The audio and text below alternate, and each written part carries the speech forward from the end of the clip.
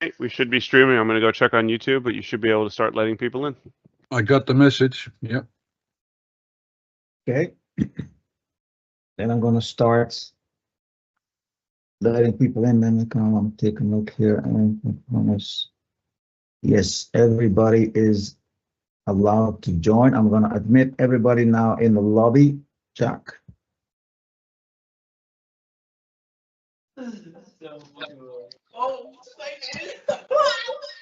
Good morning, everybody. Morning. Good morning. My name is Nello Emerencia. I work for BIC, the Bio-Based Industries Consortium. I'm responsible for education and human capital, and that includes this program for student competition.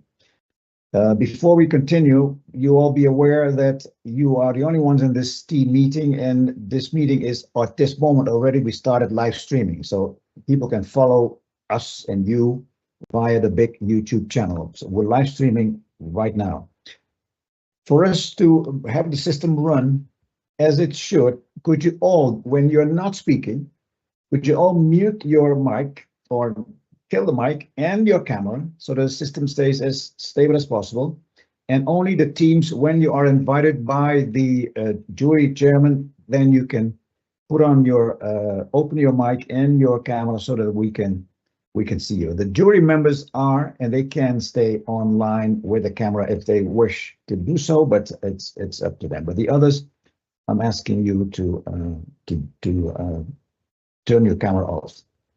When it's your turn, you will be in a position to share your screen and run through your presentation all by yourself. You are in full command and you know the time allotted, and this is a moment for you to train or to show that the training that you've had will pay off. And the chairman will make some other comments after this. After the thing is done, I will come back and take it up with the next steps onto the big matchmaking event in October the 2nd in Brussels. We'll come back on that. So I turn over now the floor to Chairman Kees, and maybe Kees, you can quickly introduce or mention the names of the other jury members. Yes, I will. Thank you. Thank you, Nela. Welcome, everybody. 2 people joining now. Very good. My name is Kees de Gooijer. I'm the Director of the Top Consortium for Knowledge and Innovation, Agri and Food in the Netherlands.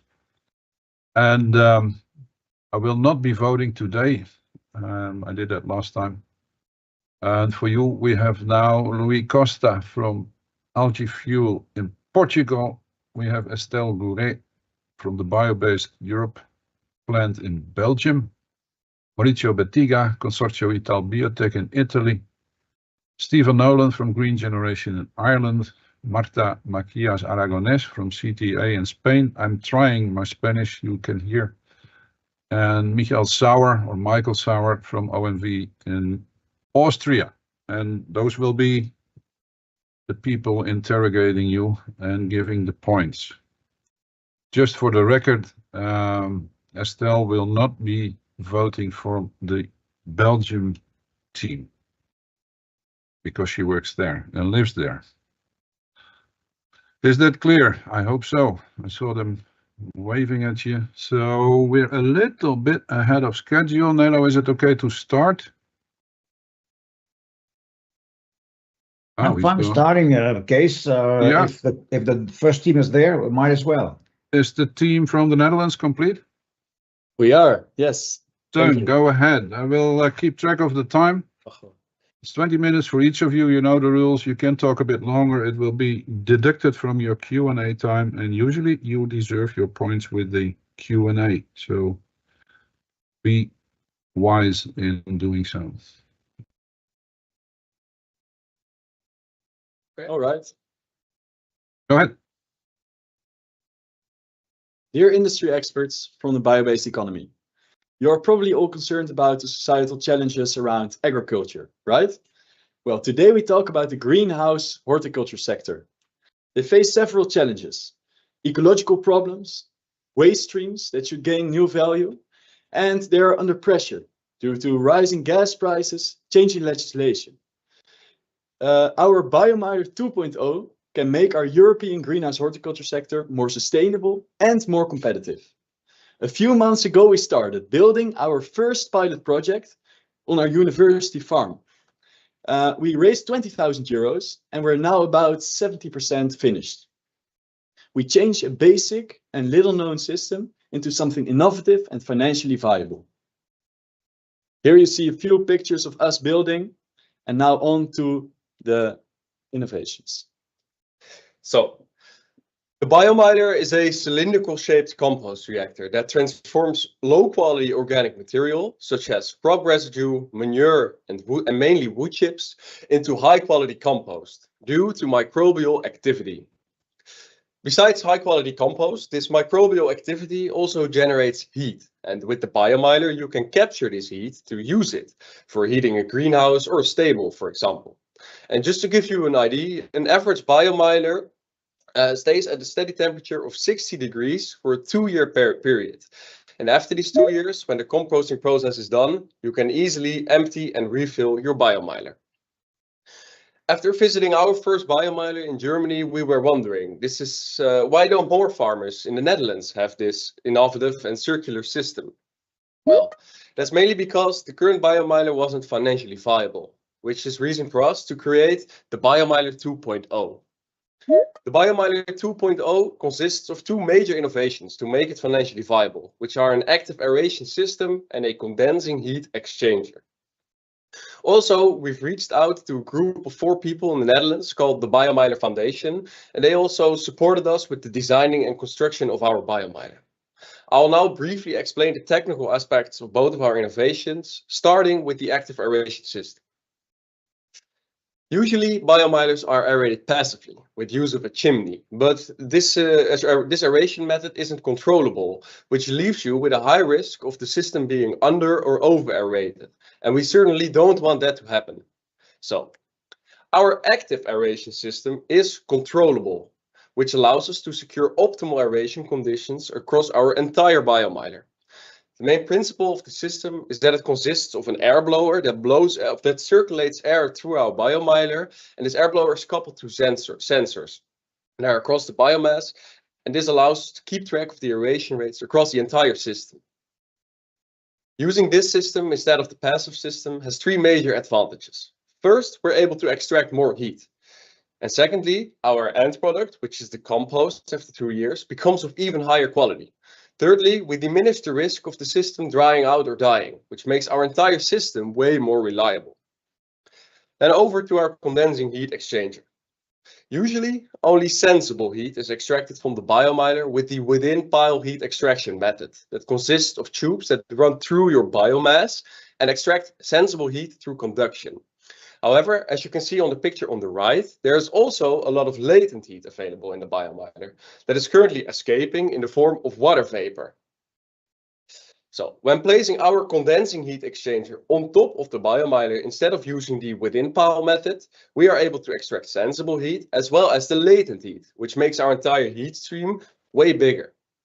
Another great advantage of using this system is that the entire system becomes way more easier in use.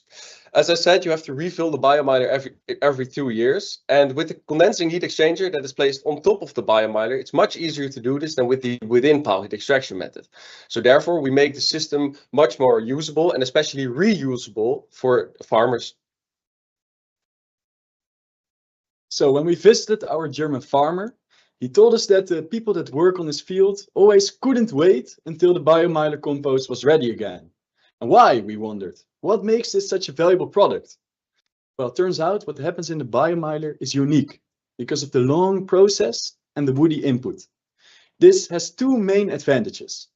A very high organic matter content, at least twice as high compared to industrially produced compost.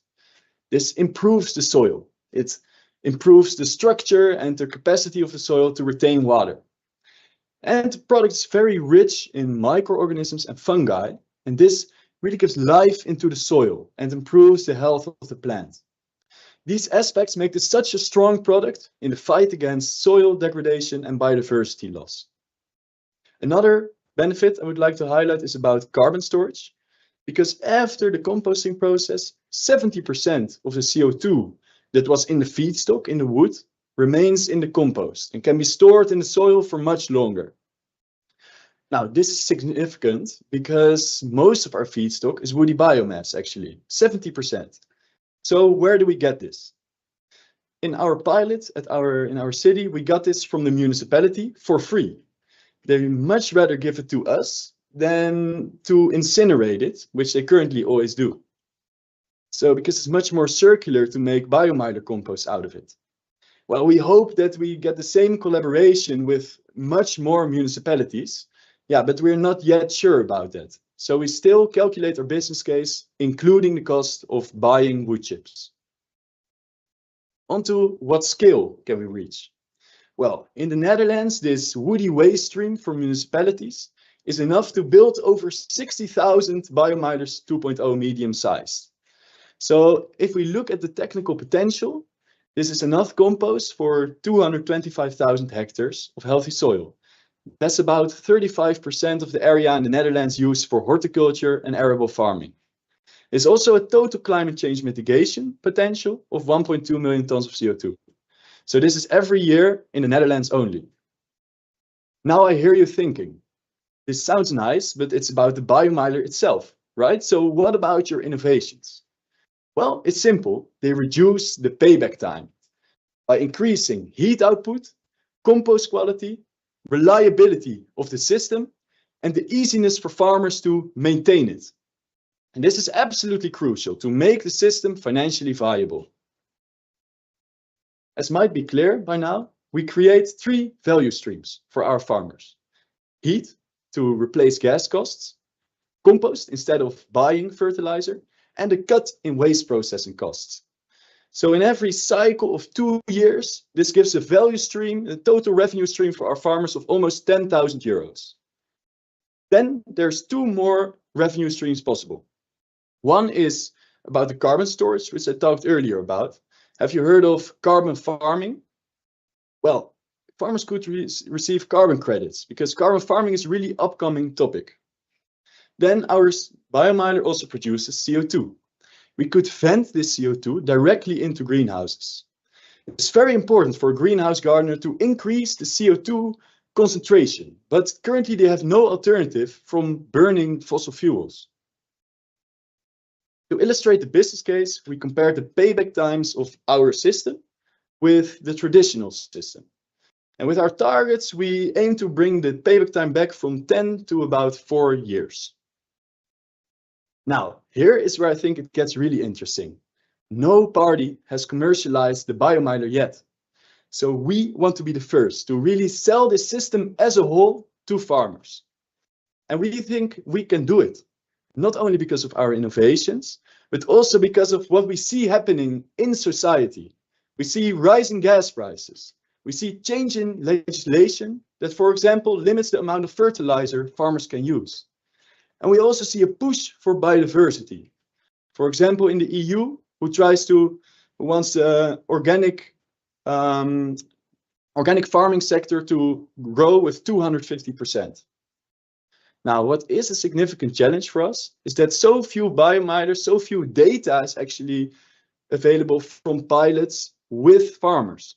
So we need this direct customer feedback. That's why we see our first pilot project on our university farm as the first time going through this build, measure, learn feedback loop. Our second step is a subsidy project. We are writing this currently with 4 greenhouse gardeners from the Netherlands, among which the biggest biodynamic greenhouse gardener. We are requesting 200,000 euros. We're submitting this in 3 days, actually. And the good thing about this is that it allows us to do 4 more pilots with which we can really further develop our condensing heat exchanger and our active aeration system. We hope the BISC wants to support us with this as well, because we could greatly use their technical expertise and their network, upcoming year. So we see a lot of opportunities to... You're on 10 minutes. Okay, good to know. We see a lot of opportunities to explore the business opportunities, and that makes us incredibly excited. So let's use the Biomiler 2.0 as a local solution to counter soil degradation and climate change, give new value to our waste, and make our European horticulture sector more competitive. Thank you for listening. Let's go to the Q&A, please. Okay, guys, well done. Stop sharing, please. Well, dear jury members, the floor is open for your questioning. Who wants to be the first?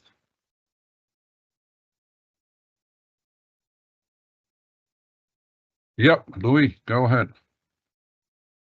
I can go first. So first of all, thank you very much for your presentation. It was really interesting. I have a couple of questions here and a couple of comments for you. So I thought that your solution was really convincing from a technical and a financial perspective, I did have some questions, especially during this presentation. So you mentioned something about this system. It could be used for carbon credits systems. Can you elaborate a little bit more on that? How would you see that being implemented?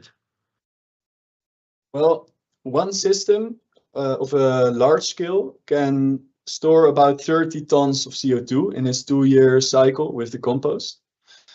So yeah, a farmer could claim this as carbon credits, but of course you need a system for this. So we think it would be best to collaborate with a separate organization that measures this. So every farmer could directly reach out to this separate organization and register their carbon credits, with them. Don't you think that it's a problem that that storage will only last for 2 years? Do you think that can be let's say short-term duration of the storage and can make it difficult to implement that system? Yeah, that's a very good point. Thank you for bringing that up. It is not a permanent storage, that's true. But what happens in the process, because it's a longer process than normal composting, the CO2 isotopes can be changed to a stable form. You need this long process for that. And that's why it can stay in the soil for much longer and doesn't directly flow back into the air, actually. So that's quite interesting. Okay, thanks for the answer.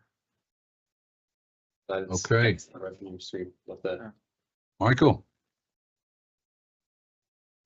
Yes, thank you very much. So first of all, I really like the idea and I appreciate it because composting is done as a matter of fact and is producing heat as a matter of fact, and not harvesting it in principle is a crime.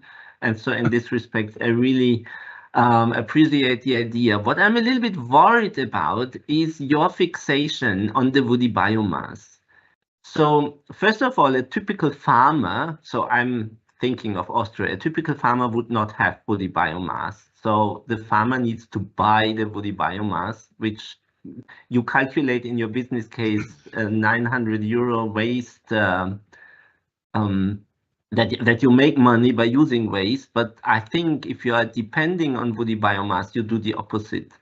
And woody biomass in Austria is actually a high value commodity because there are a lot of heating systems. So everything that is usable as heating thing is used in Austria commercially and sold. So by using that for another purpose, even if it might be from many perspectives better, would interfere with the market in a very unfavorable way. So how fixed are you with woody biomass? Because in principle, I would see that as a possibility to use the waste the farmer has, because that's the composting that is done, or to use municipal waste, because like the city of Vienna has huge composting facilities. So to do that, so how fixed are you? Yeah, so that depends a bit on the situation, on the scale of the farmer we're looking at, because especially a little bit bigger greenhouse gardener has a lot of crop residues. And this is a little bit more woody material than, for example, kitchen waste often is. So you can use a lot more of the crop residues in the biomider.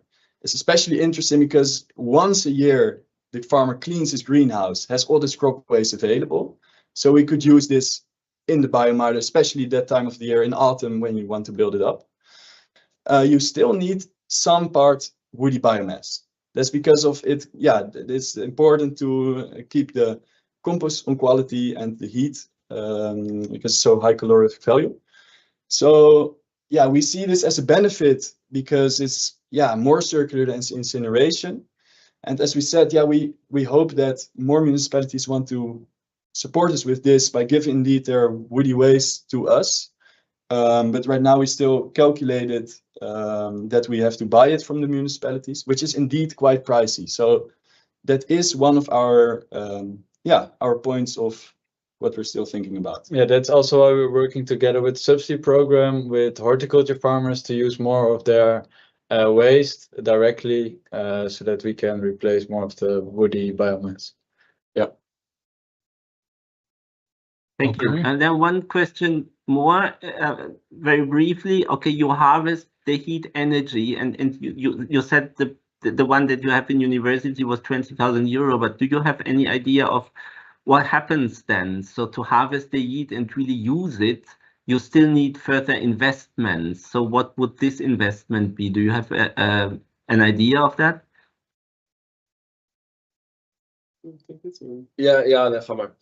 Okay, well, indeed, we have to connect the biomiler heating system to a current existing heating system. Yeah, that costs some investment. So it's still about, we need some materials for that, like a buffer valve and some more things. And we need a mechanical person. We calculate currently for about 2 days of work to really connect the heating systems.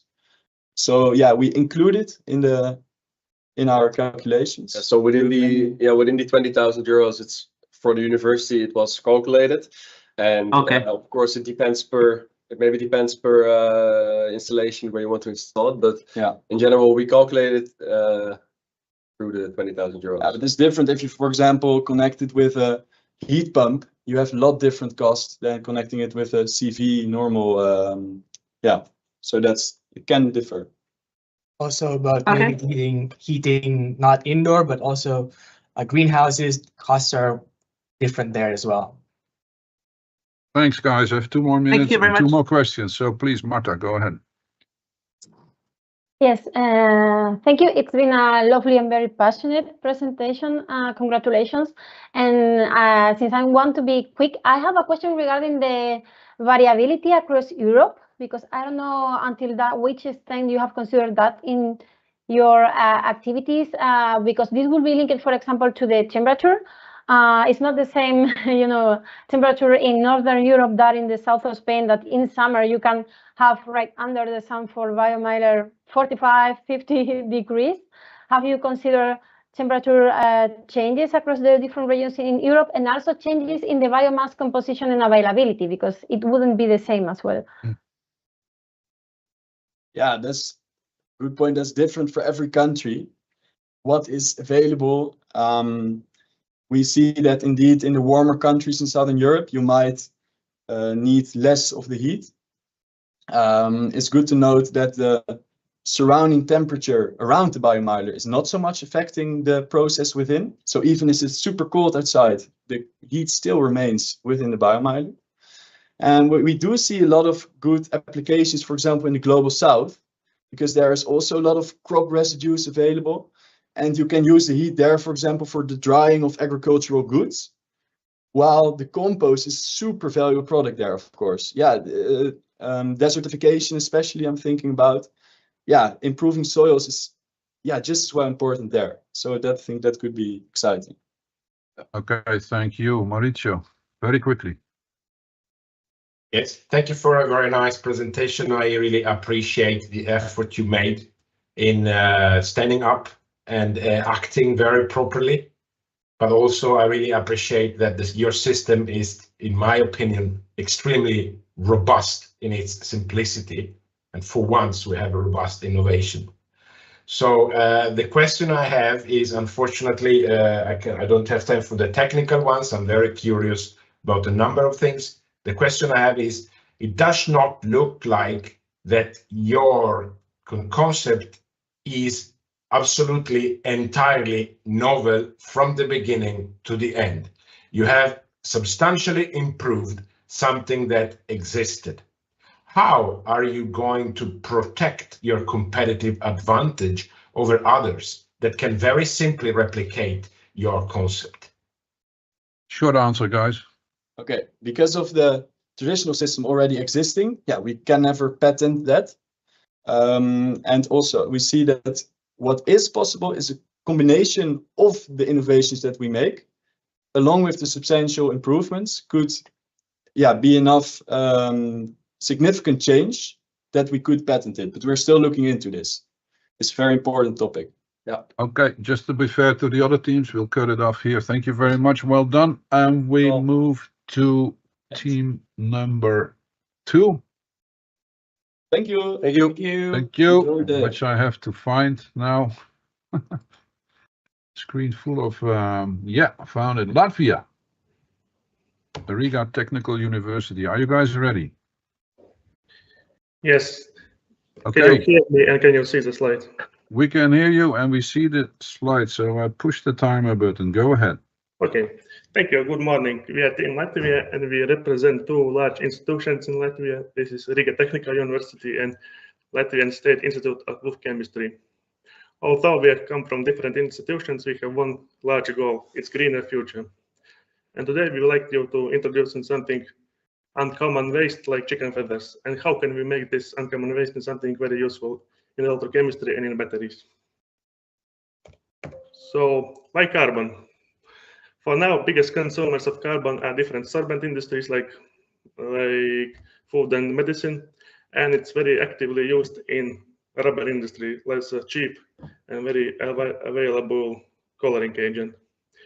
But what we are interested is battery manufacturers because it's one of the largest markets for carbon materials, and it's one who needs most innovations.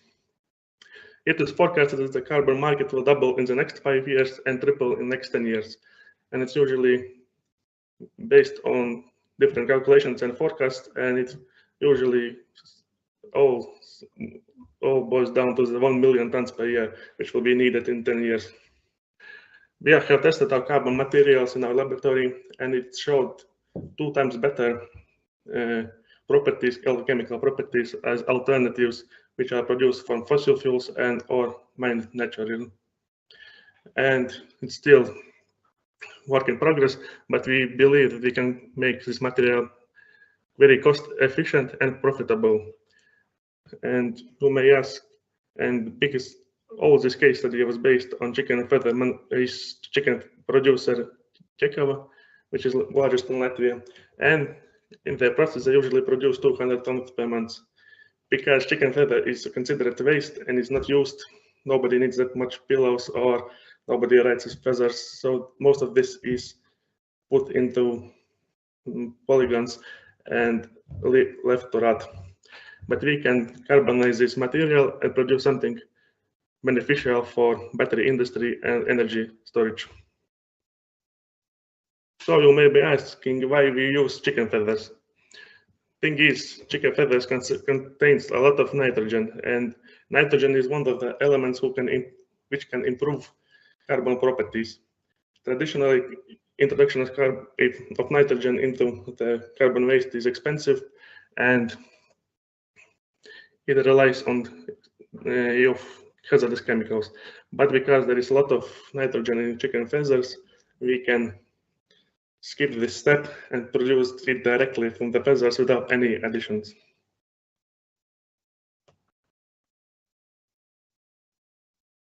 So how do we do this? The idea is simple. If we use biomass that is already rich in nitrogen, we can avoid the energy intensive and chemically demanding nitrogen doping step that would be otherwise required for some other regular biomass.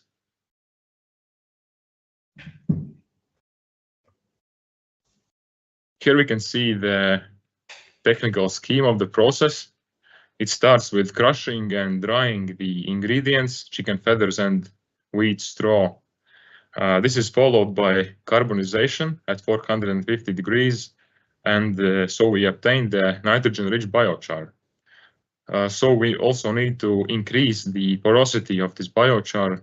So after some pre-treatment, we also put this biochar through physical activation using steam heated to 800 degrees Celsius.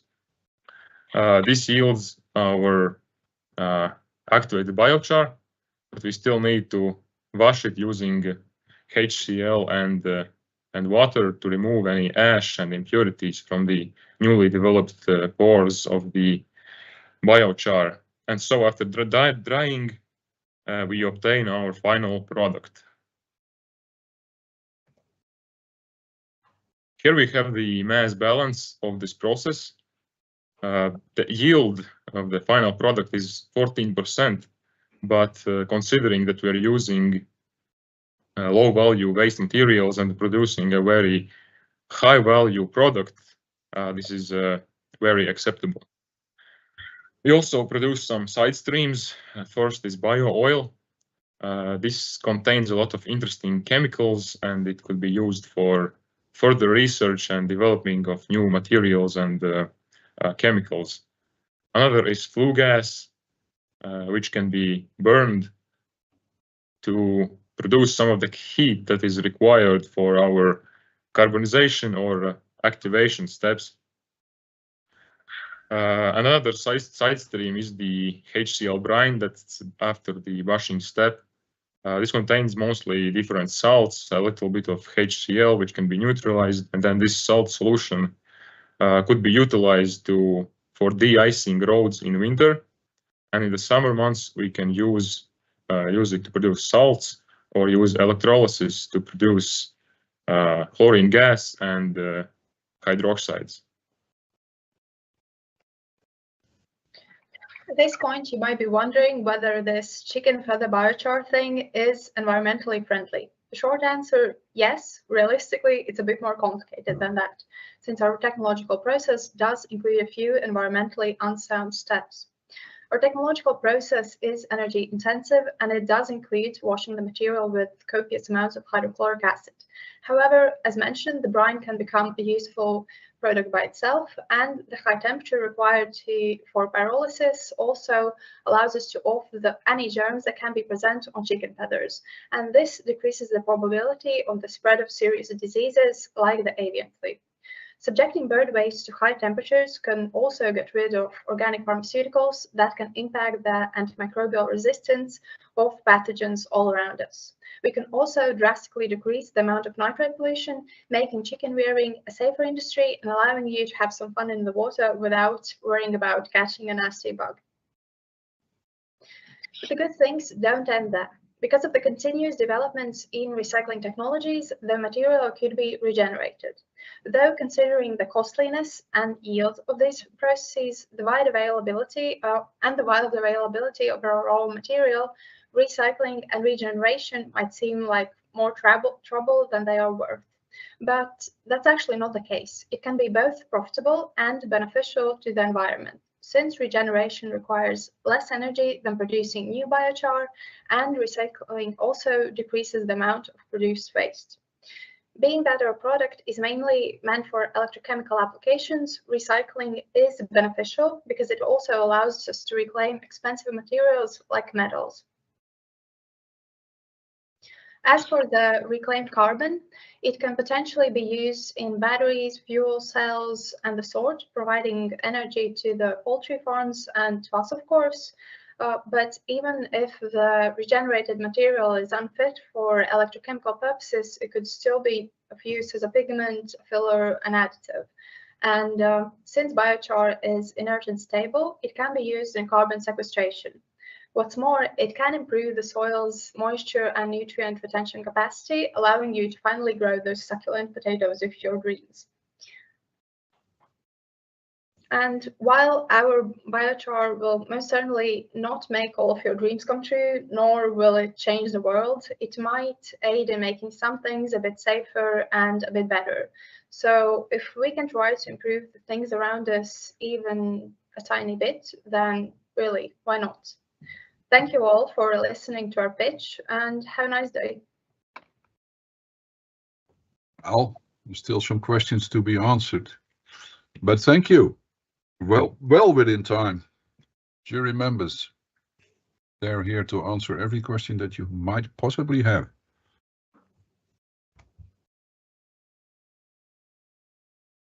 Yeah, Marta, por favor. Yes, and my question is mostly about the business models and so on. I don't know if you have had the chance to check with end users of this biochar from those market segments and so on that you have presented there, their feedback, if they will be willing to acquire this biochar, which could be their feelings about this.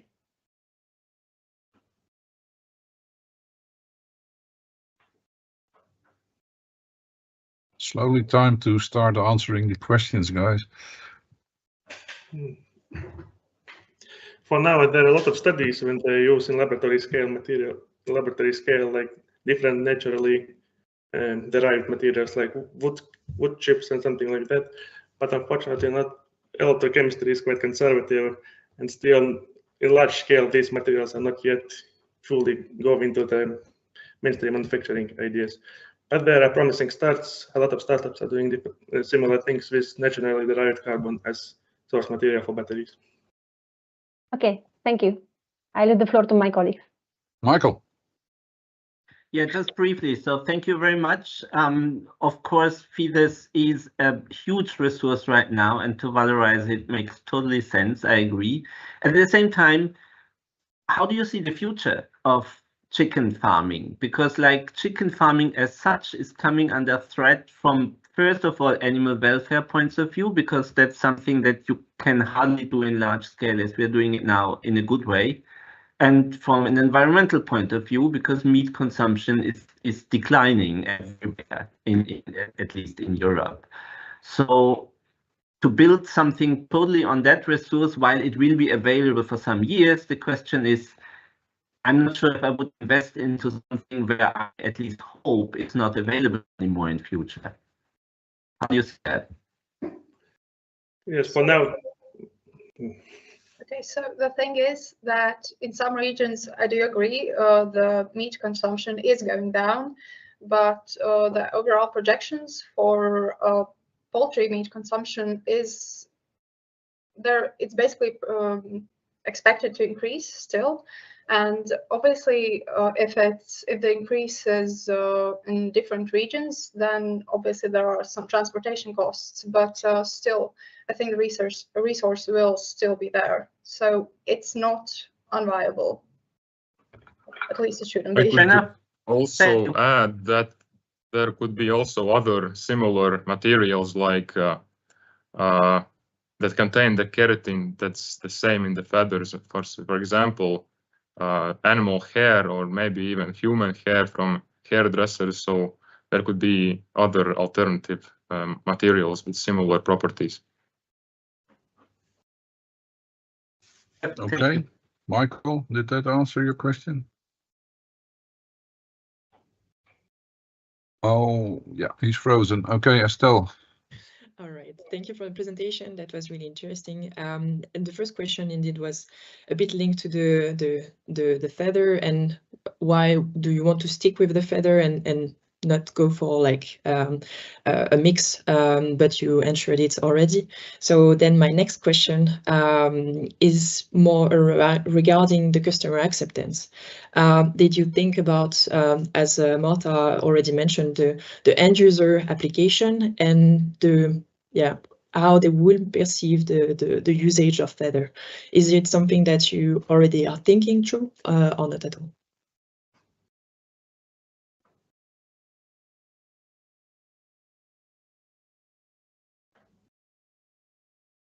I think that it should be okay if this carbon is not used for human consumption, like as a medicine.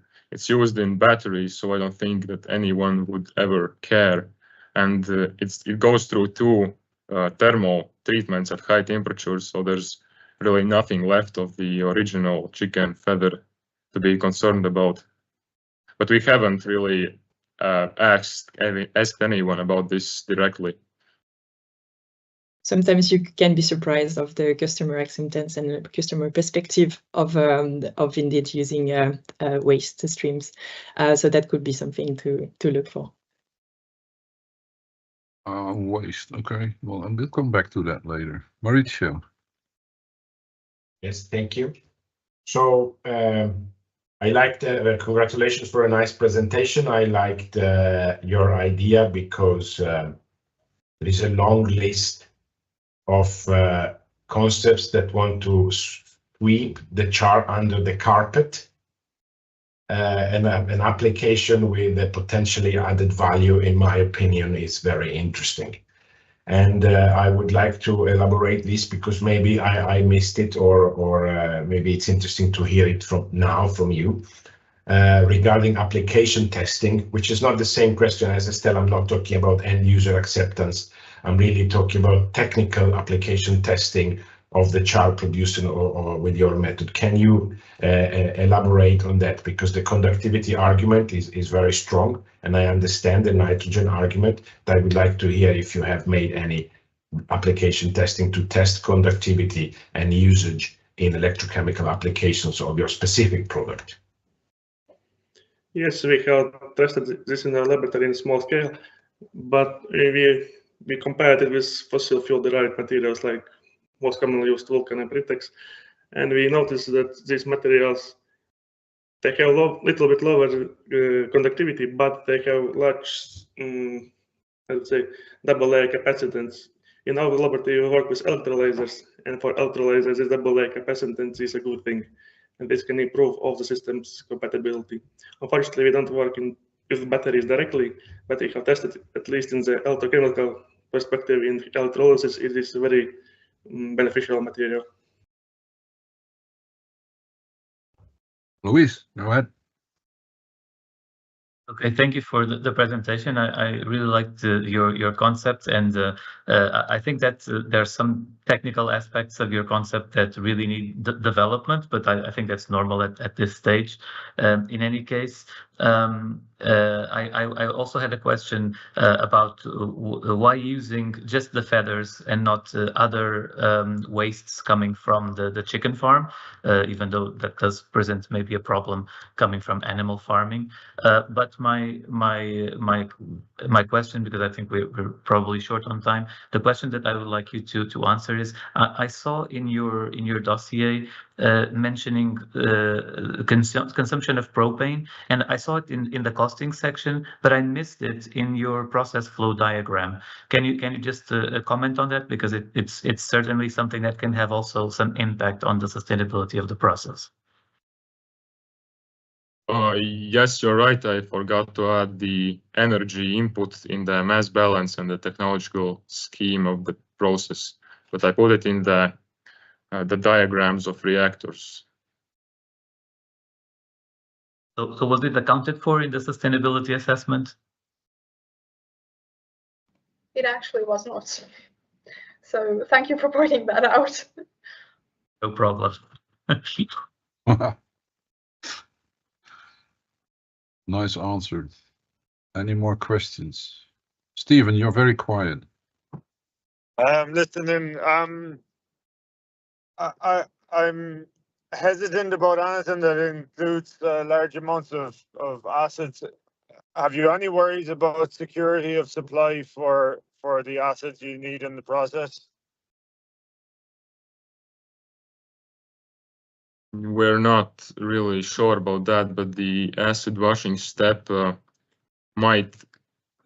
be also maybe excluded if there's like no acid anymore, because it's not that important. It does improve the porosity, but for physical activation, it's not that important. But I included it just in case, just to be sure. Possibly it's worth running an analysis of your life cycle without the acid and the economics of it without the acid. And if it's not improving it that much, it could be worth considering removing that aspect completely, I think. Okay, thanks, Stephen. Personal question to Linda. The picture behind you, where is that from? It's from the Netherlands. Ah, I thought it was vaguely familiar. Thank you. And just for Michael, you're right. The meat consumption is declining, except for poultry. So that is supporting the business case. I found the EU outlook and we'll put it in the chat. It's actually increasing and not declining at all. Forecast until 31, that is. But just for your information, if there are no more questions, then I would like to move to the last team, if you're up to it, Belgium. And then we go for a break. Thanks, guys. Thank you. Hello, do you hear us? Yes, we hear you. Arne. Oh, what a Great. big screen. Are you ready? Take the presentation. We hear you in presentation mode, and you're on. I push the button. Go ahead. Okay. Hello, everybody. What do you see? One of the most iconic skylines in the world, clouded in smoke. And what is the cause of all of this? What if I told you you were looking at it?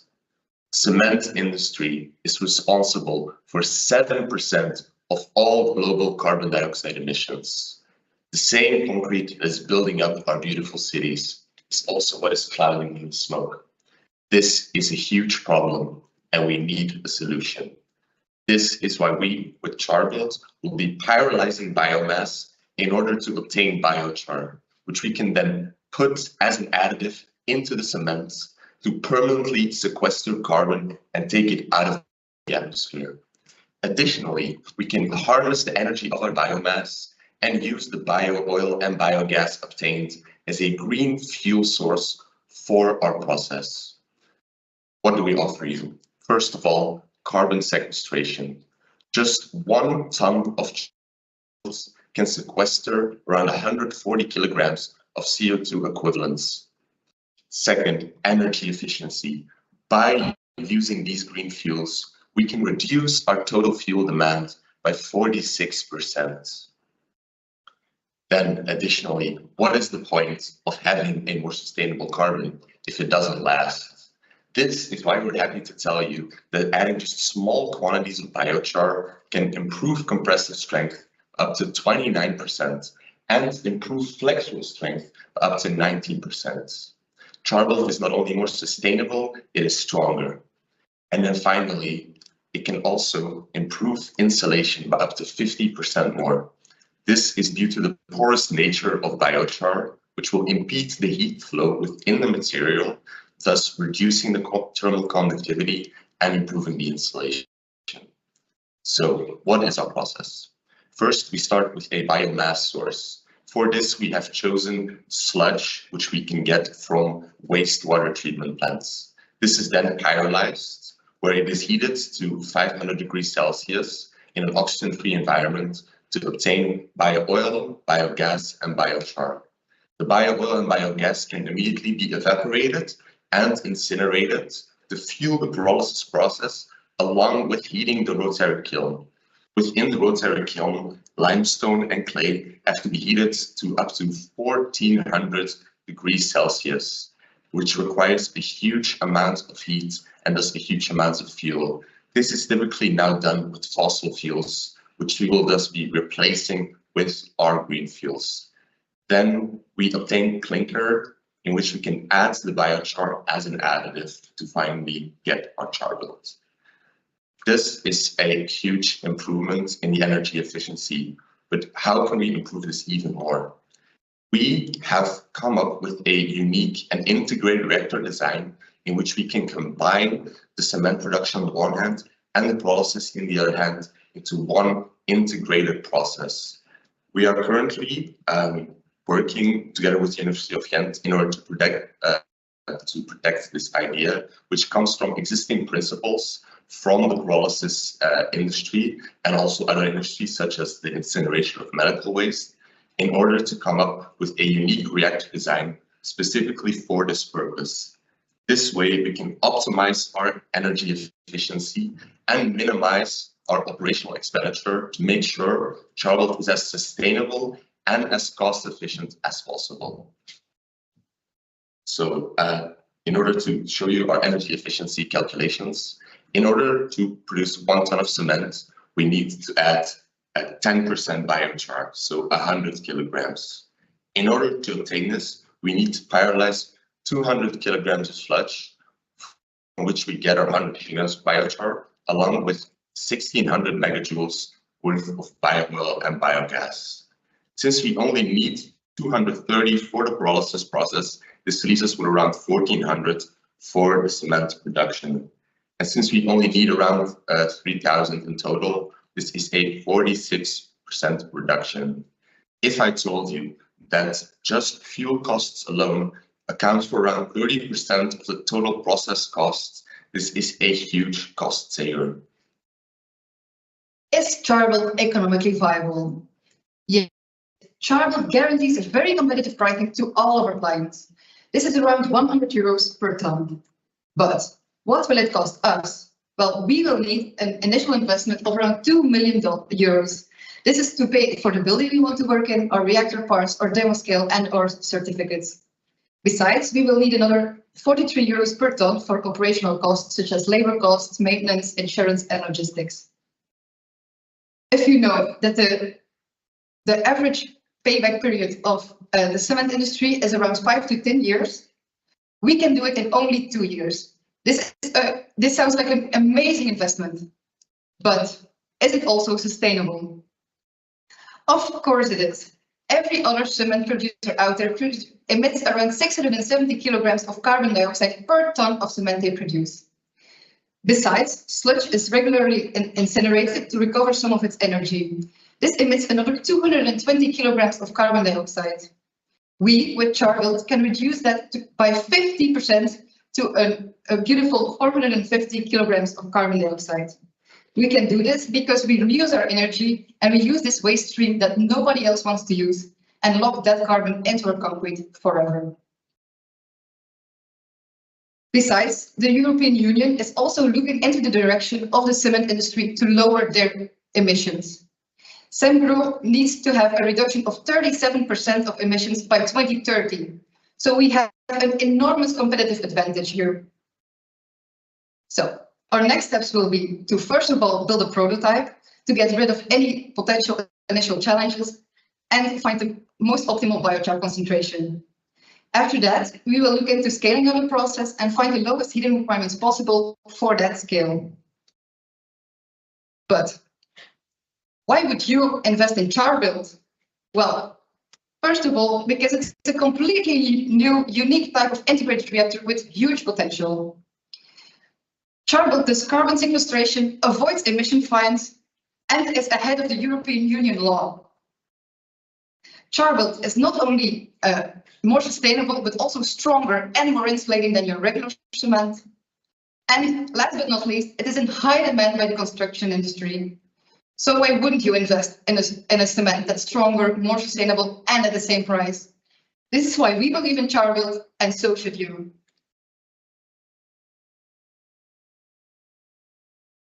Well, thank you. That's way within time. So we should believe. Jury members, do you believe? Louise is first. You guys, congratulations on your presentation. I think it was very good, and I can see the huge potential of this solution. And I also had enjoyed your video as well. I do have a couple of questions on some of the assumptions that you have considered for your sustainability analysis that I would like you to address. Correct me if I'm wrong, but if I read it correctly, you did not consider the drying of the sludge to be, you did not consider that impact in your assessment, in your sustainability assessment. So what do you think that could bring in terms of changes? And second question is, how do you compare this use of the sludge against, for example, using it for agriculture or anaerobic digestion, for example? Okay, so first of all, to answer your first question about the drying of the sludge, we have looked at literature, and we have seen that just simply air drying sludge can already achieve huge amounts of moisture reduction. And then additionally, because we are working at a an integrated process with huge amounts of heat being generated, this also requires cooling. So we were thinking of using the off gases of the cement production process in order to dry the sludge. And this way, we would want to mitigate having to, use extra resources for this. And, what was your second question again? The second question is how do you compare your use of sludge, for example, with alternatives such as using it for agriculture or for anaerobic digestion? Sludge consists of lots of stuff, including heavy metals. So for if you want to use it as a fertilizer and stuff, it's going to be very difficult because then you re-emit your metals into the ground, which is not the case in our situation. Yeah, to expand upon this a bit more, there are certain steps that need to be done for other purposes, which we can avoid in our case. First of all, so as mentioned, heavy metals may sometimes be a problem. This is not a huge amount. Mainly copper is a moderate risk, but this needs to be, first of all, taken out of it before we could actually use it for agricultural purposes. And then second of all, also microorganisms and pathogens are a big problem, which we just avoid with pyrolyzing it because of the huge heating, which can then, eliminate these pathogens. So this way, there's a lot of challenges that come with sludge. So what we are looking at is normally right now, it is mainly used for just direct incineration. So that was what we compared it to. Okay, thanks, Marta. Thanks. Yeah, thanks for the answer. Just to say that there exists applications for sludge for anaerobic digestion in agriculture. So those problems they exist, but yet they do not prevent those uses. So I would just recommend you to do some assessments to compare these alternatives in the future. Okay, thanks. Marta. Yes, from my side, you have mentioned some positive aspects from the performance of the cement and so on, but have you explored in detail everything related to regulation and standards of this new potential material? Regulations in what sense? And standards. So you mean for the construction material. Yeah, so I think it obviously will require some testing before it can be put into the market. But so as we mentioned, there have been studies done on the structural integrity of incorporating biochar, and this has not been shown to be a problem. It has in fact, improved some of the properties. And then there are some challenges with biochar. You need to use more water to make it workable, and water retention may be a problem. But this is also partly why we chose sludge as our biomass, because of its very high ash content. And ash has been used as an additive, just separate from biochar, just as an additive in order to improve these specific problems. So the water retention and the workability. So this way, we are very positive that after conducting proper testing, it would not be a problem. Okay, thank you. Okay, Estelle is coming in. She is not ranking you, but she can ask very mean questions. Indeed. No, great energy, and I really like the concept. So thank you for the presentation. When I read your dossier, it was quite complete. I just then start wondering when I saw your OPEX and CAPEX about what do you want to become? Do you want to become a cement player, or do you want to become a B2B ingredient player to provide the biochar to the cement industry?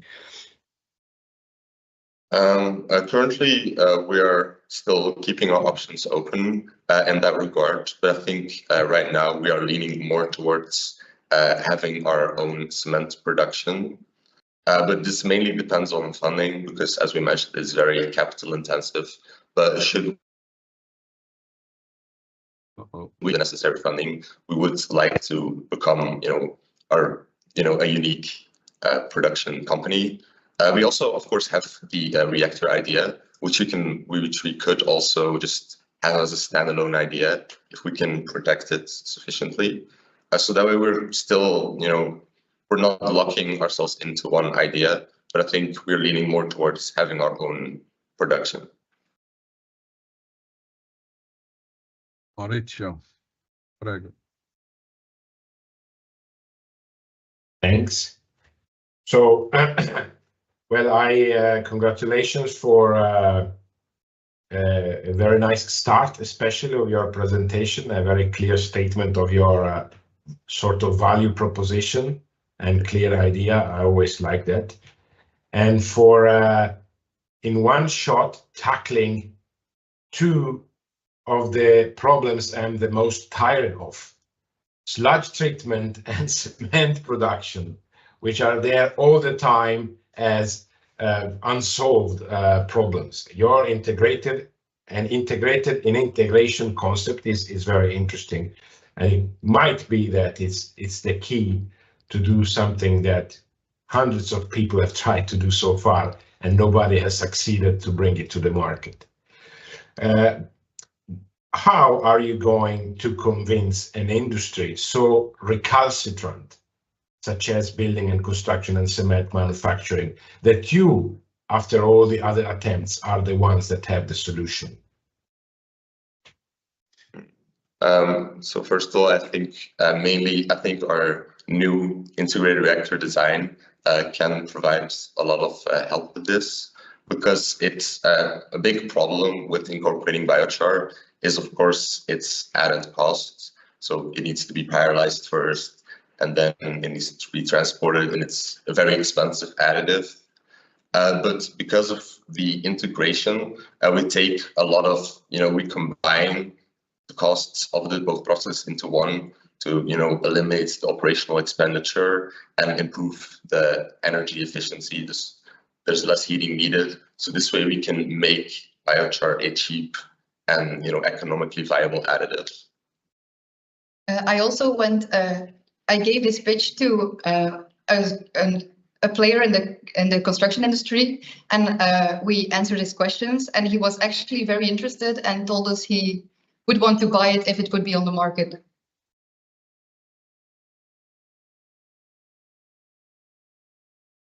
Stephen. Yes, well done and a good presentation, and it's quite interesting. I work in the sludge game myself, so I know a little bit about sludge, but I'm wondering, have you got any preliminary results? I understand you won't have full-scale results, but preliminary results for the biochar qualities that you get from this sludge, because as you'll know, biochar varies significantly depending on the input material. And so while I would say, sure, some studies may have been done on concrete and the strength or properties from including biochar, I would wonder if those studies were done on biochar from sludge. And could you give me some information on that, please? Yeah, for our lab testing, we do have to mention that this is a little bit last minute. So we first started our idea with biochar from spent coffee grounds because of its nice structure. And then we thought, the production quantities are not sufficiently high. So then we thought maybe as a secondary additive, we could use sludge. And now in the first round of the European finals, we got a feedback, focus on the sludge, and really, because it is, there's less, higher value compared to coffee grounds and higher quantities. So we did a lot of reworking in the last 2 weeks. So unfortunately, we have not been able to conduct sufficient laboratory experiments in that regard. But so as mentioned before, mainly due to things such as the ash content, we hope that this would still be a workable solution. Okay, Michael? yes, you are really addressing one of the major problems which we have, and this is really good to see. I'm just wondering about, did you compare the scales? So 7% of the world's CO2 emissions is from cement, as I understood. How much of that can be addressed by using sludge? Yeah, so I think we have it somewhat in our calculations with the emission. Of course, a big problem with cement is that it's just simply a kind of inherent emission. You get the calcium carbonate, you eat it, it just automatically emits CO2. So this is, this is always a problem that we're going to have as long as we use cement. So this is also why it's such a big challenge to change it. But we really think we can make a significant impact. First of all, by replacing a part of the cement, which then does not emit any CO2, and then also the fuel reduction. We think really would make a significant impact, because of course the emissions from things such as transport are also part of it, but the very largest part is simply the heating and the material itself. Okay, thanks. We're running out of time. Just Louise is way too modest. There is an initiative in Portugal called the Collabs, and one of them is in cement. So I'll put the link in the chat for you for further reference. You never know. Thank you so much. We'll have a short break, and we will restart at 10:40. Grab a coffee, do your thing. See you in 10 minutes.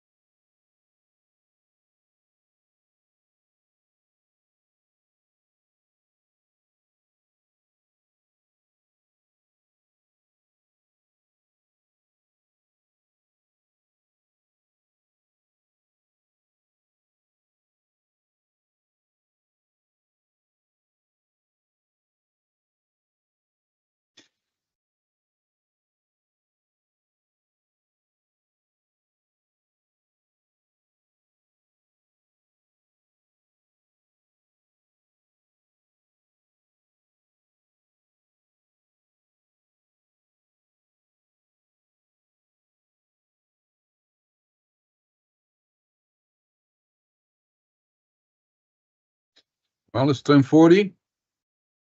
So, Slovenia. Max, are you ready? Yes, I think we are ready. Hello. All there. Well, go ahead. Can you see the presentation? Yeah. Yes, all fine. Great. Okay, let's go. Dear audience, dear jury, welcome to our presentation. Today, we'll present you how to produce drinking water with our bio-based solution. We are Team Evapotricity from Slovenia, Max Brus, Matic Jančar, and me, Vit Rozman. In this presentation, we'll take you through the introduction, technical aspects of the innovation, environmental impact, and economics of our idea. Let's do it. To provide some context, currently 26% of global population lacks access to safely managed water, and this percentage is increasing annually. And projections indicate that in approximately 25 years or so, this figure could rise to 2/3 of the population. And this increase is a consequence of climate change. And on this graph, you can see the increase of surface air temperature from the pre-industrial era to the present day.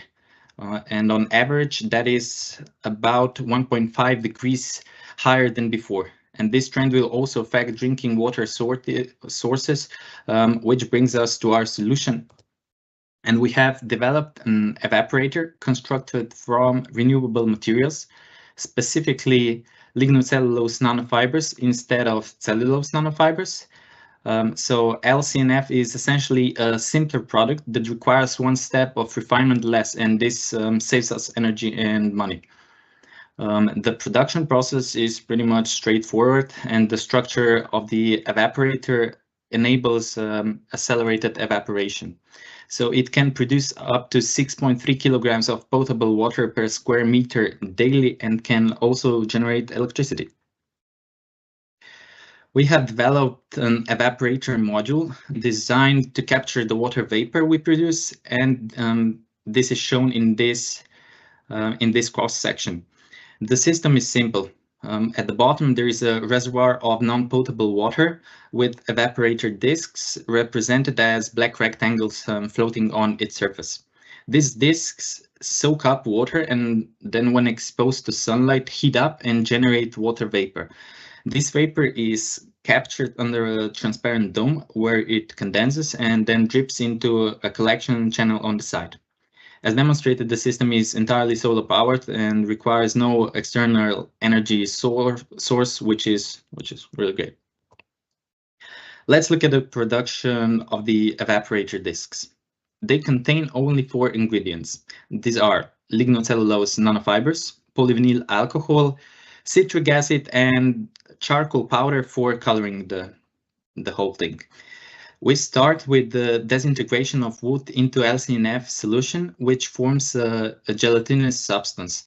And after adding all components together, we homogenize the mixture. And then this paste-like substance is placed into a petri dish.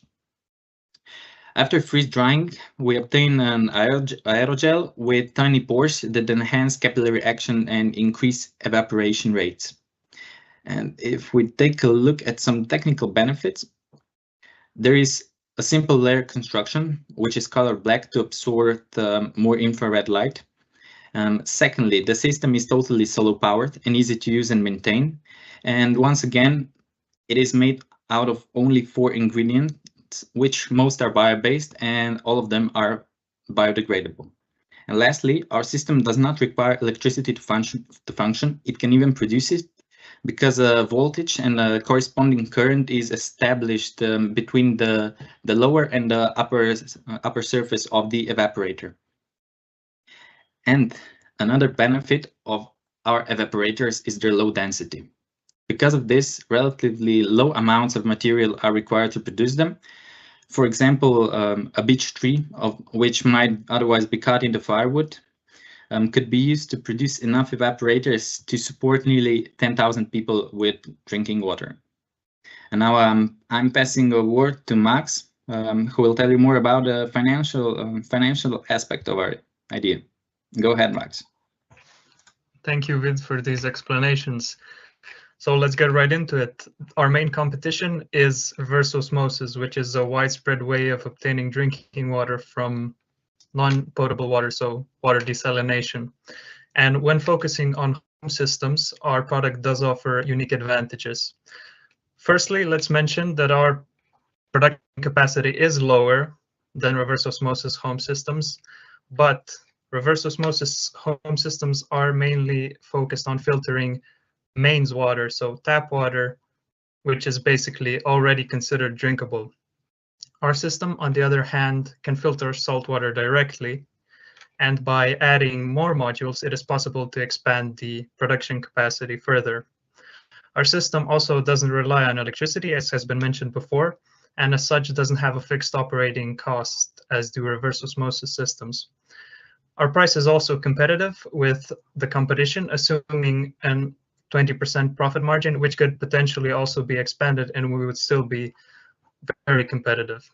Because our system doesn't need electricity and expensive yearly filter changes, the price per liter of water is only 1.6 cents. Our system is also suitable for use in off-grid communities, for camping enthusiasts, and for secluded households because it does not rely on external infrastructure. We have also conducted an LCA analysis using Recipe 2016 method, and we have found that CO2 emissions per cubic meter of water are lower than the average for reverse osmosis. For us, the main contributing factor is electricity consumption during the step of lyophilization, which could potentially be mitigated by using renewable energy sources and lowering the water content of our ingredients.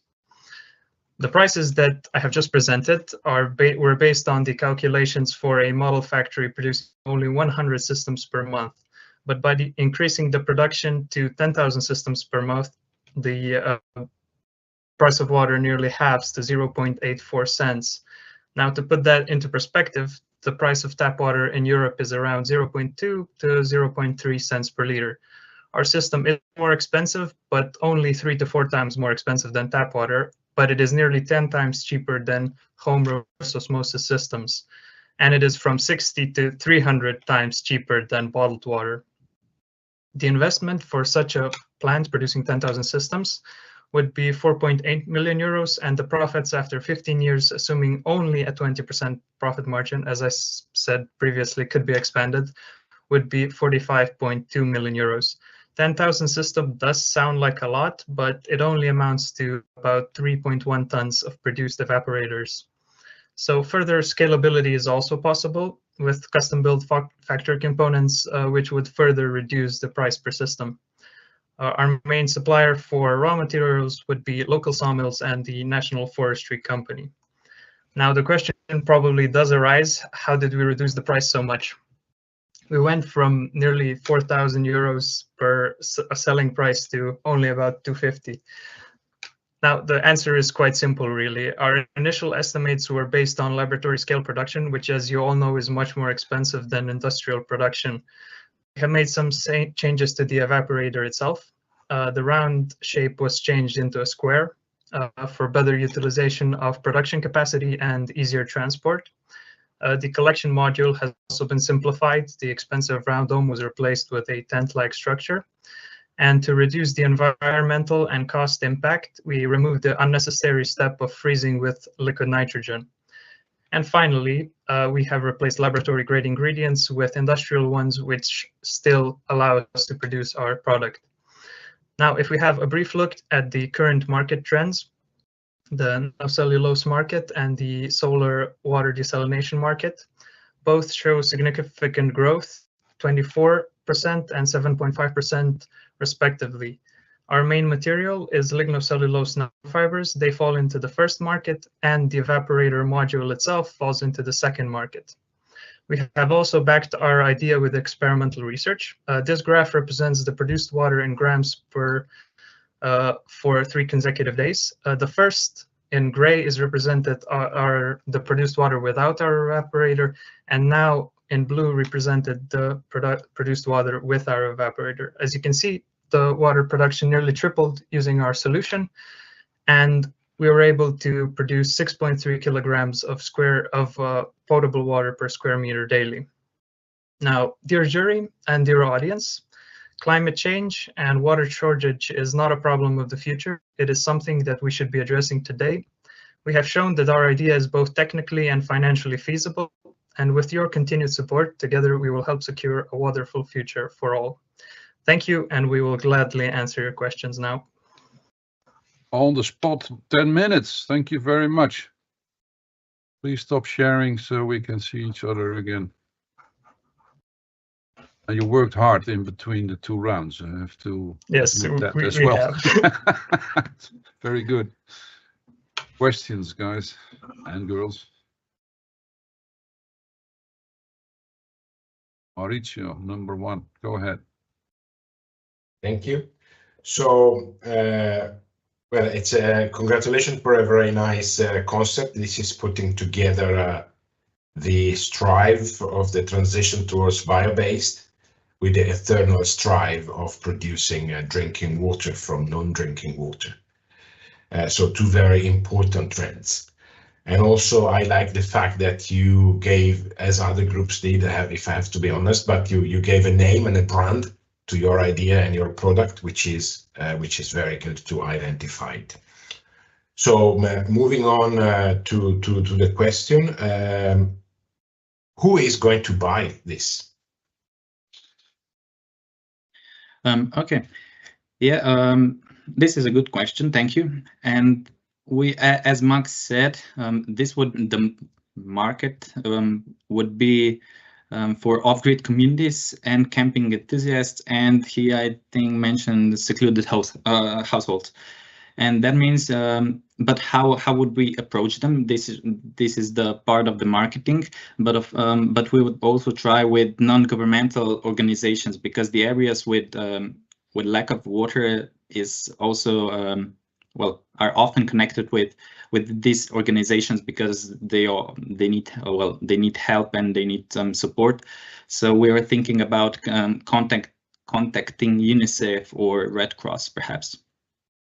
Did that answer your question? Okay, Estelle, you're number 2. Oh, sorry, Louise is first.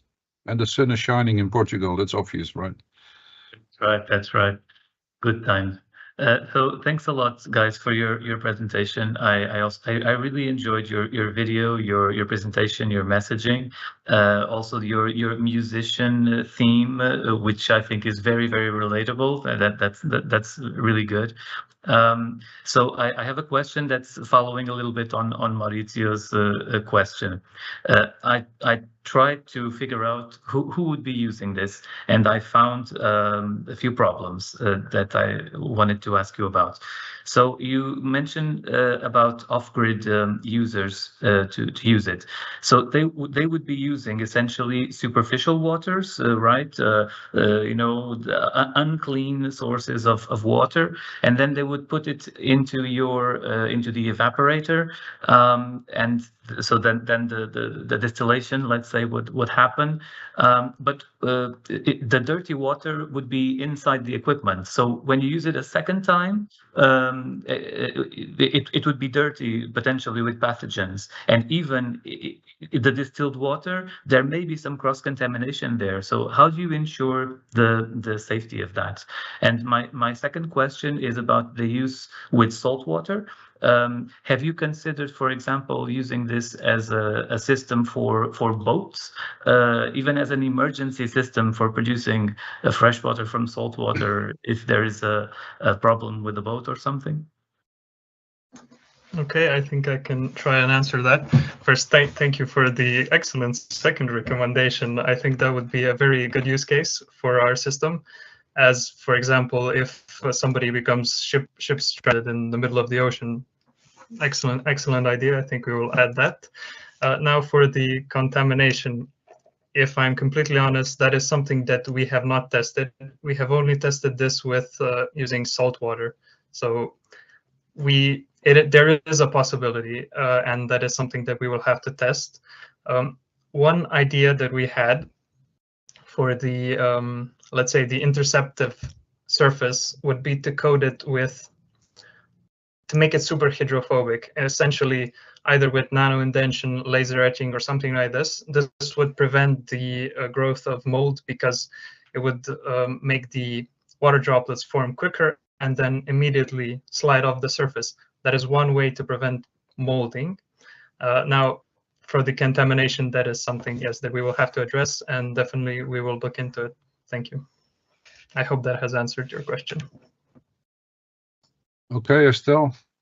Yeah, so thank you for the presentation. That was great, and I really like the idea. Indeed, Maurizio and Luis asked the same kind of perspective of the question I had, because I think on the technology point of view, you're quite robust on the description, but indeed the customer journey then is a bit more difficult to grasp from your presentation and your dossier. And then maybe just a question linked to that. How long will the user be able to use your device, and what's the life cycle that you could imagine for them? Okay. Thank you for your question.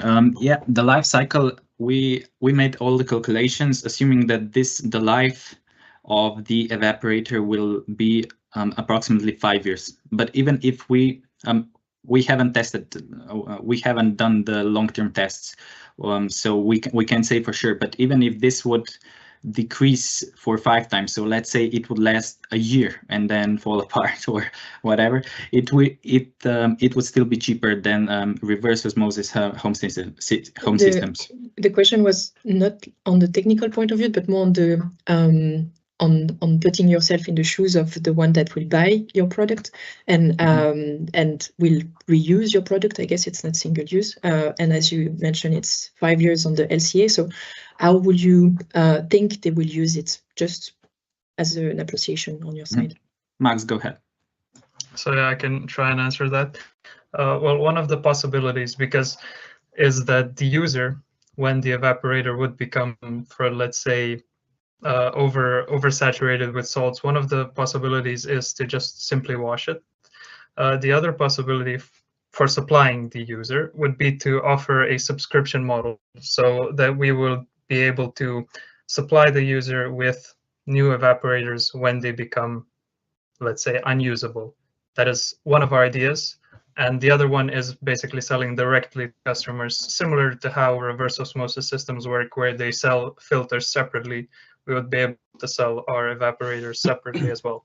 And here I would like to also mention that the home osmosis systems are based on filtering mains water. And when filtering salt water, those filters would not last the expected time that they describe, which is from half a year to 1 year. So that is just something I would like to point out there. Yes, I hope that has answered it. Michael. Yeah, 2 very quick questions. One is also the safety concern. So how long did you try this out? Because lignocellulosic material wet in a hot and humid area, I would expect to take it only a few days and then it will be overgrown with molds. Did you test that? So yes. I would expect that happens, and I would wonder why it should not happen. Okay, I can try and answer that. One of the reasons we have tested this for only 3 days. That is okay. In all honesty, yes, it is correct. We have not tested it for longer than that. Well, one of the reasons is using citric acid and polyvinyl acetate. They do form a sort of cross-linked structure, which might inhibit the growth of molding and such. It is a possibility, but as you have said, we would need to conduct further testing. Yes, a lot of bathrooms, even on tiles, molds are growing. So, and the second very quick one, in your LCA and techno-economic analysis, did you take the entire thing into account or only the evaporator? Because that plastic dome and all of this, so if you want to make that sustainable, it will be quite expensive. If you want to make it cheap, it will be unsustainable. True. In the LCA analysis, we only basically considered our main product, what we actually produce, our evaporator, because the external system, yes, okay. 30 seconds left for Marta. Very quick. Yeah, very quick. I was going to ask about the sizing. If you have explored sizing limits, because for communities, families, that kind of stuff. So the size of our system is currently 1 square meter, 1 meter by 1 meter. That is what can support 2 people with drinking water. By expanding this, you can support more people. I hope that has quickly answered it. But it's just upscaling, or you will have to use several devices? For upscaling, there is the possibility of integrating into a larger system where one of the options is basically just adding more modules. The other one would be making a larger module incorporating more of these evaporators and further reducing the price. Mm-hmm. Okay, thank you. Okay, Max, thanks. Thank you, guys. We will move on to finalement Groupe de France, the biosurfers. Are you ready? Yes. Good morning to everyone. Can you hear us? Hello. We can hear you, but we don't see the PowerPoint yet. Okay. You can see the screen? You are ready to go. Go ahead. Okay. Bonjour, we are biosurfers, and this is our bio-based solution for biosurfactant production. Do you use soap? Have you ever eaten an apple? Of course. These products are part of our everyday lives. But have you ever thought about the impact their production has on our planet? Some ingredients used to manufacture them, like surfactants and pesticides, come from fossil fuels and palm oil, which cause high CO2 emissions, deforestation, and biodiversity loss. This is why we must find ways to sustainably produce these essential products. We're biosurfers. Join us transforming waste into possibilities. We propose to produce lignocene, a bio-based molecule with both biosurfactant and biopesticide properties. This means that it not only allows repellent phases like water and oil to mix, but also has antimicrobial properties and boosts plants' natural immune system. Lignocene also stands out because it is biodegradable, non-toxic, and highly efficient. But there's a problem. Its traditional aerobic fermentation method causes excessive foaming, requiring anti-foaming agents, making scaling difficult and expensive. Luckily, we have a solution. Our innovative anaerobic process eliminates foaming entirely, making production simpler and scalable. We enhance the ability of a facultative anaerobic bacterial strain to produce more lignocene and reduce sporulation, increasing safety and efficiency. And there's more. We valorize organic side streams from local industrial processes like vinasse, endorsing circular economy and reducing production costs. This makes our product 4 times cheaper than other biosurfactants, making our process both cost-effective and competitive, suitable for a wide range of applications. On top of that, we are able to decrease CO2 emissions compared to bio and petrochemical surfactants.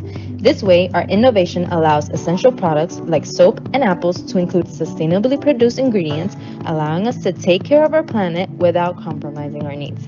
Come along with us in this journey, and we will tell you all about it. Let's dive into how we're making our solution innovative, financially strong, with a sustainable business model while minimizing environmental impacts. Our innovation employs an anaerobic process. Therefore, we're not generating any foaming in our bioreactors, and we don't need to use anti-foaming agents, allowing our purification process to be feasible. How do we achieve this? With a facultative anaerobic strain of Bacillus licheniformis. And since oxygen is not toxic for it, we don't need to maintain strictly anaerobic conditions, which are costly. Now, to address the low yield related to anaerobic processes, we enhance the natural production of lignocene through a genetically modified strain. This engineering also relates with the sporulation pathways of the strain, leading to lower sporulation, making our strain safer for industrial use and allowing us to have a higher productivity of lignocene. Also, in our extraction process, we use green solvents like ethyl acetate produced from bioethanol. And to enhance our bioeconomy approach, we're valorizing organic side streams from local industrial processes like vinasse, which is a low-cost substrate, and it is generated in significant quantities, allowing us to integrate circular economy into our process. With this, we produce lignocene, which is a multi-purpose, biodegradable, non-toxic, and GMO-free ingredient. And the byproducts we produce are rich in organic acids, being very useful for the production of biogas that we can further valorize in our process. But what is our process and technology? Here is a schematic for the production of 1 ton per year of licanicin simulated using SuperPro Designer. The initial stages, including the upstream fermentation up to the first centrifugation, is based on our experimentations that we further extended to downstream processes based on literature to demonstrate the potential scalability of our technology. This places us to TRL4, where we have validated key processes and integrated them in a laboratory environment that shows the clear path of our development. In the beginning, we have the in-media and inoculum preparation, followed by the anaerobic fermentation, whose broth is sent to the centrifugation to remove cell biomass and solid particles. The supernatant is then acidified to precipitate licanicin that will subsequently centrifuge to remove the waste supernatant. To further increase the purity of our product, we employ solvent extraction and drying to achieve a purity of 93%. As you can see, most of our units composed of simple unit operations that allow the potential scalability of our technology. Moreover, most of our waste streams that come from the centrifugation has the potential to be treated and valorized, both reducing our costs and environmental impacts. Below, you can see the material and energy balances from our simulation that are also the basis of our cost estimation. Now, how do we know that our idea is economically viable? From the same simulation, we determined that the cost of building, research, and starting of the plant is about $4.5 million, while the annual operating cost is about $1.6 million. Since licanicin has not yet been commercialized, we determined the selling price per kilogram of our product by setting a payback goal of half the lifespan of our plant. This is calculated as $2,240 per kilogram. To compare it to the market, since licanicin is about 10 times as effective as surfactant, to get the same results of 1,000 worth of surfactant, you only need $230 of licanicin. Further economic analysis shows a net present value of $2.2 million and an internal rate of return of 14.3% that is higher than our discount rate of 7%. Now, we know that our idea has the potential, even though it's still on the high side, which is why we plan to do the following. On the first 2 years, we plan to do more experimentations to optimize our process, including our media and our operating parameters, to reduce our selling price by 40%. We also plan to integrate energy and solvent recovery that can potentially reduce our operating cost by 10 to 20%. Moreover, we plan to situate ourselves in a biorefinery complex to allow partnerships with other companies to use their side streams as our substrates, thus reducing our operating cost by 7 to 10%. In the future, we aim to do further genetic engineering to increase the productivity of our strain by 2 to 5 times, thus reducing our price in the same margin to allow ourselves entry to new markets. Now, to evaluate our environmental impact, we developed a life cycle analysis for the production of 1 gram of licanicin through anaerobic fermentation. Our system boundary is cradle to gate, meaning that we're not considering the end usage or disposal of licanicin since the main impact is in production. From the impacts evaluated in terms of magnitude, the highest impact corresponds to climate change with 43.7 grams of CO2 equivalent. With this, we identified our main hotspots, which are our fermentation due to the use of steam for sterilization of the media and the equipment, and the downstream process, specifically the liquid extraction due to the use of butanol. For this, we propose that our plant functions within an industrial complex as part of the biorefinery unit so that we can use waste steams coming from renewable resources to maximize our energy efficiency. In terms of the butanol, we plan on sourcing it from bio-based wheat straw instead of fossil-based sources, and we plan on incorporating solvent recovery in our process. Now, to compare licanicin to other bio and fossil-based surfactants, we need to comparing the efficiency. This means the grams of surfactant required to reach the optimal reduction of surface tension. As we mentioned, licanicin is very efficient. Therefore, we need from 10 to 30 times less product to achieve the same performance. With this, we generate over 7 to 1,000 times less CO2 emissions, having an overall lower environmental impact. For the business aspect of our project, because licanicin is a multi-purpose ingredient, our initial focus will be on 2 main niche markets, which is phytosanitary and biopesticide.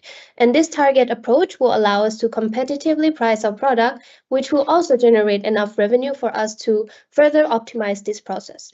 And when there's an enhanced the efficiency of our process, we can then have a more competitive and more adapted price.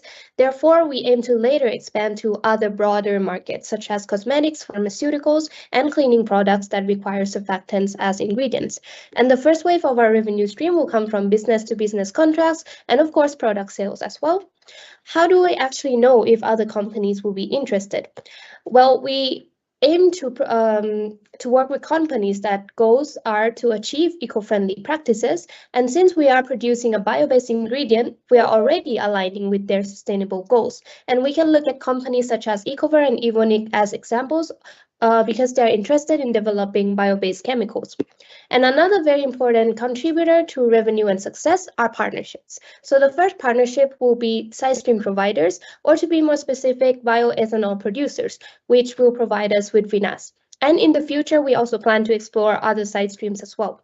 Secondly, we cannot forget about our own side stream. Hence, biogas producers will be our second important partner, which will take on the valorization of our generated fermentation waste. So after proving the technical feasibilities at lab scale, our scheme will not only be able to present a new anaerobic approach in biosurfactant production, but also effectively valorize side stream waste and at the same time enhancing the properties of biosurfactants to another level. We also have a solid techno-economic assessment for marketing our product in many different applications, allowing the increase of profitability, versatility, and is also very friendly to our beloved environment. Behind these ideas are amazing and multidisciplinary team members. We believe our idea can make it a big difference. And if you agree that our innovation will make it to the market, please join us transforming waste into possibilities. Thank you. Thank you. Thank you. Spot on. Thank you very much. Merci. Kap kun kap.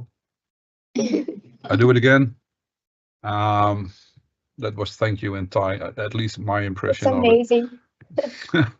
A truly international team. First of all, let me compliment you on the English. It was incredible. But who am I? Marta, number one. Go ahead. So congratulations for a really, really amazing economic viability exercise. In fact, I was involved in a side stream valorization project, and that was one of the most awful parts. So really, congratulations. And also, you said that you were planning to explore other side streams. And in fact, for example, in my project, we used bioethanol, but from corn. So I don't know if you are planning or have used vinasse from corn-based bioethanol, or even, for example, things tillage. Regarding our side streams, until now, we've done experimentations with vinasse from bioethanol production from wheat straw. And we have other side streams that we are planning on trying in the further experiments. One would be corn syrup, which is another side stream from the, and also, well, typically it's molasses, but compared to like other processes, molasses has already been used in several processes. So we want to use a side stream that is being less valorized now, and that we can further generate products that are with high value. Also considering the price and the economic point of view, since as Luisa mentioned that we also check the molasses, the prices of our vinasse right now is lower than the molasses. That's why we tend to focus more on that. But of course, since we're only focusing on carbon sources to use our substrate, then we have other options to explore for sure. Michael. Thank you, guys. Thank you. Thank you. Thank you very much. Great presentation, and I really like the idea. And again, it's addressing a problem which we actually have, which is great. Two short questions. One is, what do we know about the product itself that you propose? So about environmental toxicity, cancerogenicity, and things like that. So it's good that chemically it works, and that it's better than other surfactants, but then if that in itself poses a hazard, that's not a good solution. Yeah, so actually licanicin is a lipopeptide that is naturally produced by Bacillus licheniformis. So it's pretty abundant in the environment and it's completely biodegradable. So we don't have to worry about that in any of other applications. And besides that, it's proven to be, of course, being a biosurfactant, it can disintegrate membranes, which is the great part that we love about licanicin, but it's completely safe if we use it in reasonable amounts, and we would need very big amounts to achieve very lethal effects, so it wouldn't happen anyway. So that has been tested, because that it's just bio and biodegradable doesn't mean anything. Botulinum toxin is also bio and biodegradable, yet it's one of the most toxic substances which we know. It wasn't tested by us, but it was tested and it's completely safe. Good. And then can you, for curiosity, so you changed an aerobic to an anaerobic fermentation. Can you compare productivities? Actually, even though we have more biomass in the aerobic fermentations, aerobic cultivation state, anaerobically we would have more licanicin production because of the specificities of metabolic pathways. So we would have more licanicin even though we would have less biomass. Thank you. Estelle, go ahead. Great. So that was really a great presentation and basically focusing on biotech. So definitely the field that I'm quite expert on, and scalability. So that's quite nice to read your dossier. You were focusing on the 15 cube fermenter. What's the next step for your journey in scalability? First, before we focus on the scalability, we would like to, as I've said in the projections, we want to do further experimentations because that's where we want to improve before we do the scaling. Because as I've mentioned, the simulation that we have done, since we have a short time in the previous semester, we've only done it until the first centrifugation process, which we plan to extend to the downstream process to have a more concrete idea of how we're going to scale it. But in the future, because the markets that can use this is like a surfactant market, which is a huge, the detergents, the personal care, they're huge markets. So for sure, more than a 15 meter cube size of a plant would be definitely interesting to see in the economic point of view, and also in like the usage or the application for this product. And then linked to that, so I heard that some DSP step are struggled, or at least that's a blocking point now to more experience. Yeah, is there any plan on improving that? And did you check out the cost of fermentation versus the DSP on your process? So basically the purification, what's the driver of the cost of your process, fermentation or purification? So yeah, in our dossier, actually we mentioned about the material and energy balances, and you can see that most of our products and our energy is consumed in the upstream part, for example, like the fermentation process and preparation of the vinasse, because they use lots of heat and energy to maintain reactor conditions. And after the first downstream processing, which is our centrifuging, we dissipate a lot of our waste. And so from this side, we work with a very much lower volume of material. So the downstream processing cost would be comparatively very much lower than the upstreams. That's why we are actually planning to increase our productivity, mostly in our upstream process. Yeah. But this is not to say that we are not looking into the downstream processing. Of course, we need to do further experimentations to validate our what we've submitted in our dossier. Good, thanks. I saw a question of Stephen before, but not anymore. My question was answered. Thank you. Okay, you're welcome. Louis, go ahead. Okay, so congratulations also on your presentation. I think it was really good, and also on your technical dossier. I think it was very, very easy to understand, even if the people are not experts, which I think was also a very strong point. I have a couple of questions for you. The first one is relatively basic. I saw in your use of raw materials that you were using both nitric acid and sulfuric acid, and then also sodium nitrate. And I was wondering if you considered just to use nitric acid and sodium hydroxide as the two single raw materials to do all the steps that require these chemicals in order to cut costs and to simplify your process. And my second question is more on the application side. I saw mention also on the use as a potential biopesticide. Would that mean that the value would be higher than in terms of surfactant for the detergent industry? And could that be your first target for the business? The first question, yes. The first question is actually the materials you're using. Those are basically to just adjust the pH.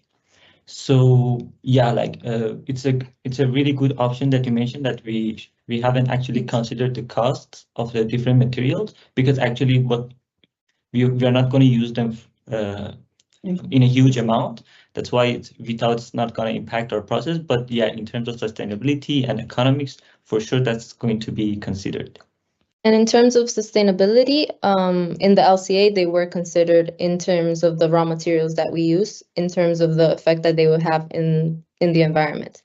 Corresponding to the second question, in terms of our application, we're mostly comparing our product with surfactant, which is a very similar biosurfactant, just that licanicine shows improved properties compared to surfactant. And one of them is the biopesticide industry. So in terms of comparing our price directly into the detergent industry, our price would be a bit high. So that's why our main focus would be in the biopesticides, where we can be more competitive and it has a higher value. Because of this, we can increase much more our price. And with this, we plan on optimizing, like to have revenues to keep optimizing our process so that we can increase our productivity. And with this, we aim to reduce our price to be able to include into a larger market. So this is why our initial focus is on this niche market, but then we plan on expanding to the other ones once we are able to increase our productivity. So biopesticide as in spraying? We put the licanicin on the plants so they can boost the plant immune system. So it's actually not a pesticide, it's prevention for the diseases, which is, I think, it's better. But then you need a huge UV stability. It has very high stability. Is it? Okay. We're up in time. Thank you very much. Okay, you guys can all stay, except for the jury members who have to leave and join me in another meeting. And then the hard work begins. And we will be back, hopefully, at 11:50. See you later. Thank you so much. Thank you.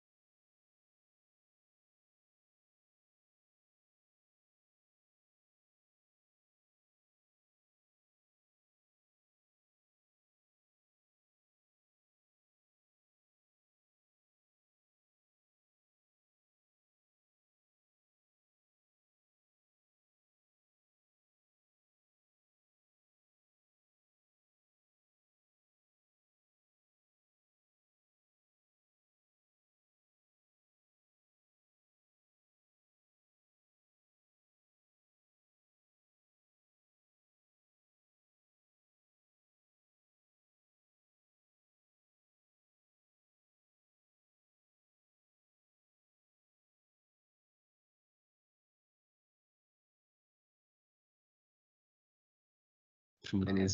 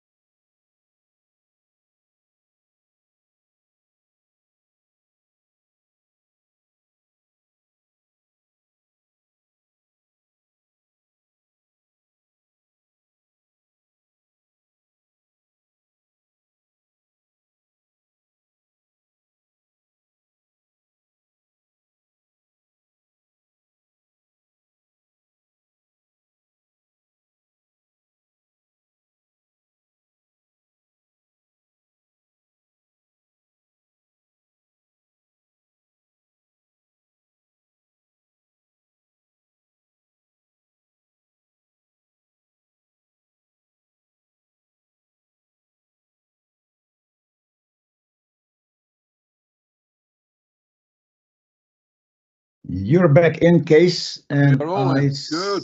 Whoa. Hard work. It is. First of all, congratulations to all of you for being in the top 5. Let's start with that. And I'll do the same thing as we did in the previous round, give you a positive remark and an improvement point. Once again, all of you, excellent ideas. Once again, all of you, including some jury members, never ever use the word waste. Not anymore, not for now, not in the future, never. Waste has a totally different legislative system. You don't want to be in it, believe me. Then not in order of appearance, but in order of my spreadsheet. I will start with Latvia, which did a bio-based approach for so far unsustainable applications, which is excellent. And the improvement point is further can limit the application and the acceptance by the end user. And please don't hesitate to address that in the future. Slovenia. The system with no electricity or moving parts is very robust and good to have a brand name already. But then again, the safety aspect needs a bit more work. The Netherlands, and I quote the jury member here, not using the heat is a crime, so you do prove that you are not criminals. But what you need to do is look into other waste sources and diversify your input. France, innovative, good to have rigorous modeling, and you have to address other industry with higher purity.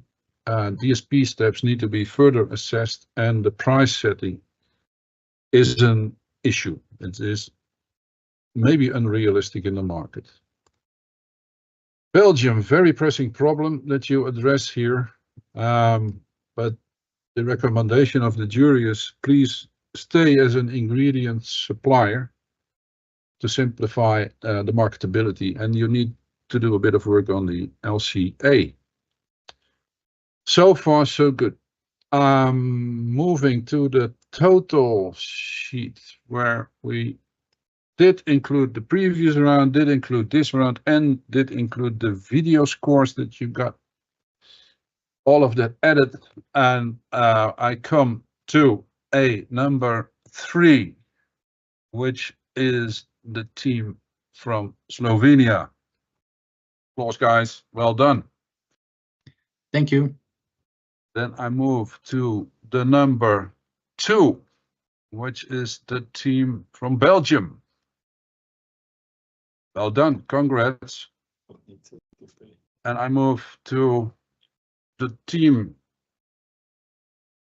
where my estimate is that all students did not come from France itself, but it is France that once again takes the first prize in this competition. Thank you so much. Excellent work. Thank you. Thank you. Merci. Keep it up. Very nice. And I give the floor back to Nelo for this.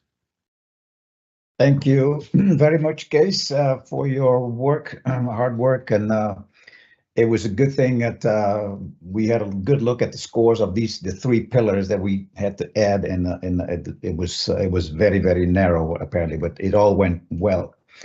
So before I go to the students again, thank you, team.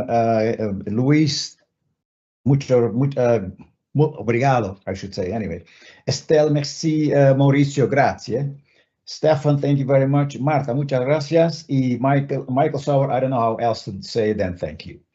And to all the 5 teams and the supervisors and and